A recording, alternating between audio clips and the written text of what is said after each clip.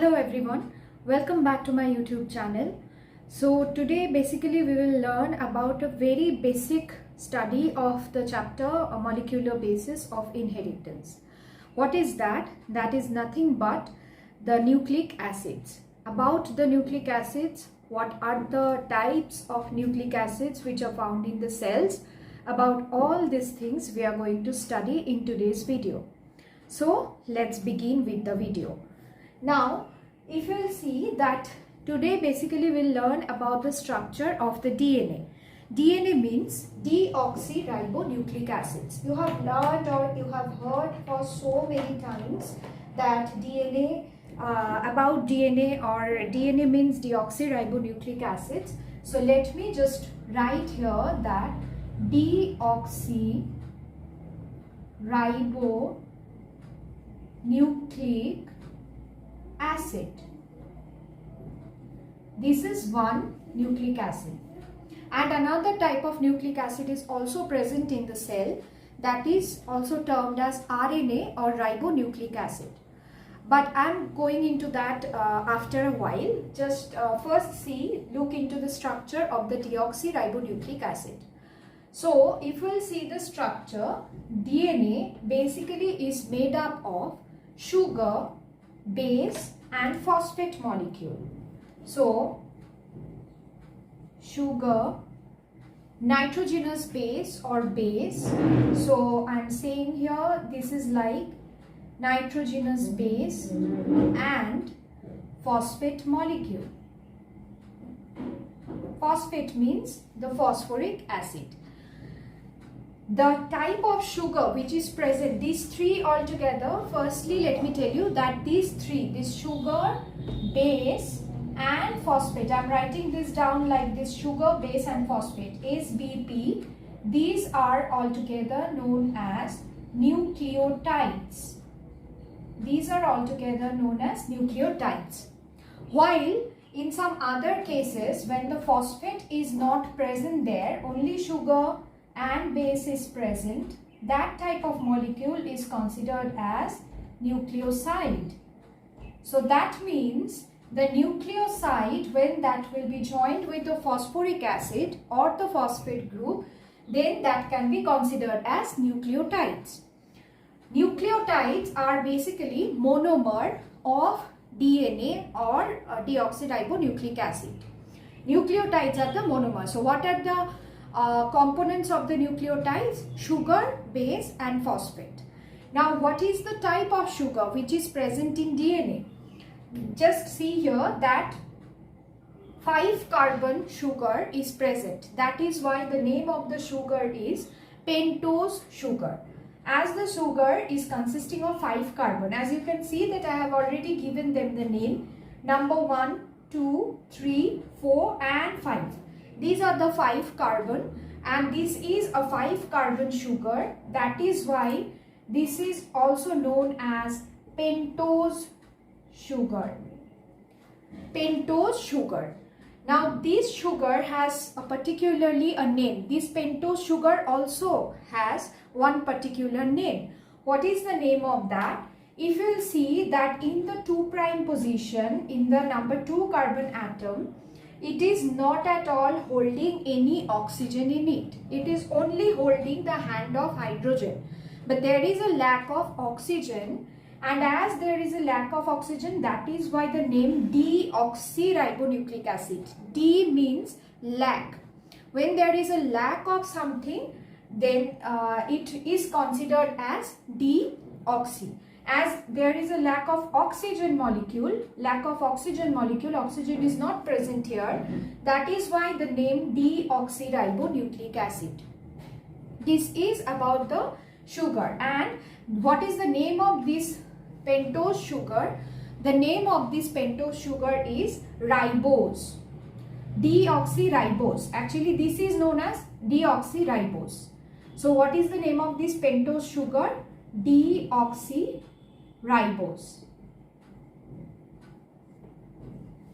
Deoxyribose is the name of the pentose sugar which is found in the DNA.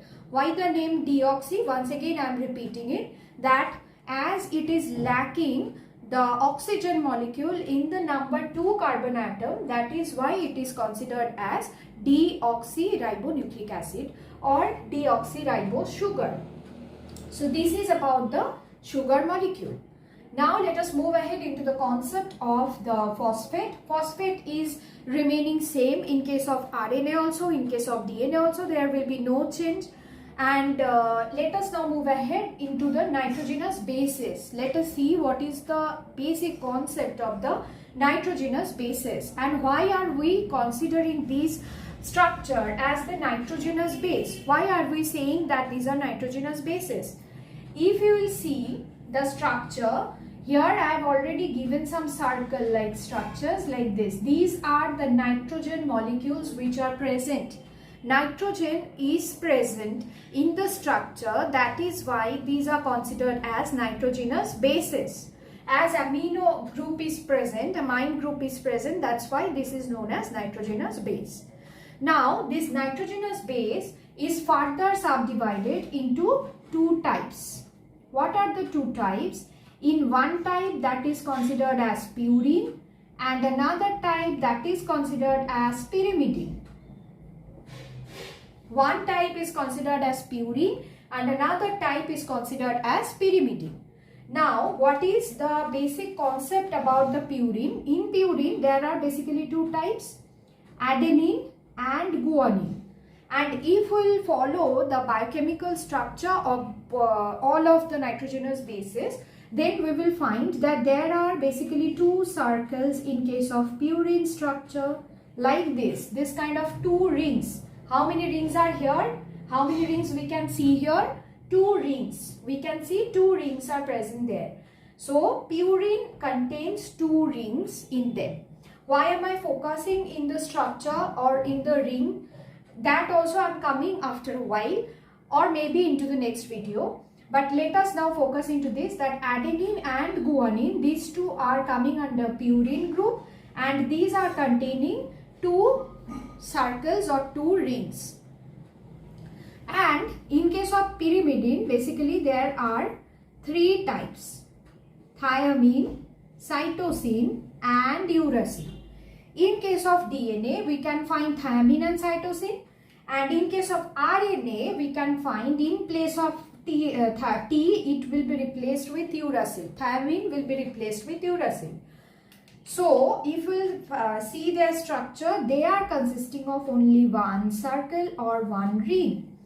So, there will be only one such ring. Maybe this will be omitted and this ring will be there. This ring will be omitted and this ring will be there. So that means what is the basic difference between these two? We are not going much deeper portion of the biochemical structure of these two. But what is the basic concept of this? That purine is consisting of two circles or two rings and pyrimidines are consisting of one ring. Two types of purines are present in the DNA and RNA, that is in the nucleic acids you can find adenine and guanine. And in case of pyrimidine, we can find thiamine, cytosine and uracil. These three are the different types of pyrimidine. So this is all about the nitrogenous bases. Okay, so that means when these nitrogenous bases are present with the sugar and phosphate molecule, then these are consisting these nucleotides. These are the components of the nucleotides. And when the nitrogenous base is absent, when the nitrogenous base is not present, only sugar and base is present. I'm extremely sorry. When the phosphate group is absent, when only the sugar and the base is present, then that chemical component is considered as nucleoside. And when with both of them the phosphate group or phosphoric acid is present, then that can be considered as nucleotide. And nucleotides are the monomers of nucleic acid. So what are the monomers of nucleic acids? Nucleotides. Nucleotides are the monomer of nucleic acid. Now in living organisms body, basically we can find two different types of nucleic acids. One is DNA, another one is RNA. Now, from the bookish knowledge or from our previous knowledge or from anywhere else, we have already known this fact that DNA is consisting of two strands. Two strands are present in DNA. Two strands are present, or we can say that double-stranded structure. DNA is a double-stranded structure. So let us first write down here like this. This is, say for example, DNA, and this is RNA or ribonucleic acid. And if you see the structure of the RNA, everything will remain as it is. Only the difference will be in place of thiamine, that will be replaced with uracil, and in place of this 2' carbon atom, there will be no lack of oxygen. There will be presence of oxygen. That is why the name of the sugar which is present here, that is considered as ribose sugar. Now let us first see here. Let me first write it down like this will be one strand or single stranded. Rather than writing this down like one strand, let me write it down like single strand. Only one strand is present in case of RNA. So if I draw the structure of DNA, DNA is looking like this and RNA is like this. And these are the nitrogenous bases which are hanging. These are the nitrogenous bases which are not at all hanging. These are present in the inner side of the DNA. Now, in this, this is the first point by which we can make the difference between two different types of nucleic acid. Now, the second point, that can be the difference in the sugar. That is the difference in the sugar molecule. In one place, we can see deoxyribose sugar, that is the lack of oxygen is there, but in place of the RNA, in case of this, we can find the ribose sugar. And one more difference, very important difference, this is a very important difference, that is here we can find thiamine and here we can find what are the different bases, then ATGC. These four are the different bases which are found here, and here we can find in place of T, that will be replaced with U, and rest of the things will remain as it is, like AUGC. AUGC. Now what is the reason behind it? Why the thiamine will be replaced with uracil? Because uracil is very reactive. This is very reactive. Now, if some component of some molecule, some long chain, RNA is like a long chain, and one of the component is very reactive. It just cannot sit without doing anything. Quietly, it will never sit. Okay? It will react with something. It will react with some of the chemical molecule. So what will happen? The total thing will be changed very frequently. That means it is very unstable. Due to having uracil, due to having overreactive or very reactive molecule, RNA is very unstable. And as RNA is unstable rather than DNA, this is stable. This is stable. Comparatively, this is very stable. DNA is much more stable than RNA. And as DNA is much more stable than RNA, that is why DNA is considered as the genetic material in most of the cases, not the RNA. Why I say? Because one of the main reason is DNA is double-stranded. As it is double-stranded, so from both the side, all the nitrogenous bases are locked inside these strand-like structures. But in case of RNA, on the other hand, you can see that this is a single-stranded molecule. There is no other strand to lock the nitrogenous bases. So nitrogenous bases are all alone and all open to react with any other molecule.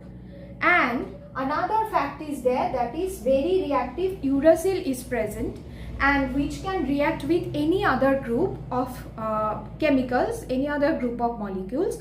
That is why RNA is very unstable, but DNA is very stable. As DNA is stable, that is why DNA is the genetic material. That is also another one reason. Now let us move ahead into this kind of structure. This is a kind of intertwined kind of structure. Like if say for example these two are the ladder like structure, if we'll just open this up, then we can find which kind of structure, these kind of ladder like structures which we can find. So if this ladder we will twist it, we will intertwine it, then we can find exactly this kind of structure. Now the chemical structure of the DNA, what is the chemical structure of DNA? Because up to yesterday's video, I have already explained about the discovery of the genetic material, that DNA is the genetic material. Now the search is over. That what is the genetic material, that was clear to the scientist. So the curiosity opened into their mind about the structure of the DNA. How the DNA is looking like, what is the exactly structure of DNA. So to find it out, several scientists did their work, but among all of them, one of the model is very unique, that is Watson and Crick, and that is much more acceptable model than any other thing. That is why they also got Nobel Prize.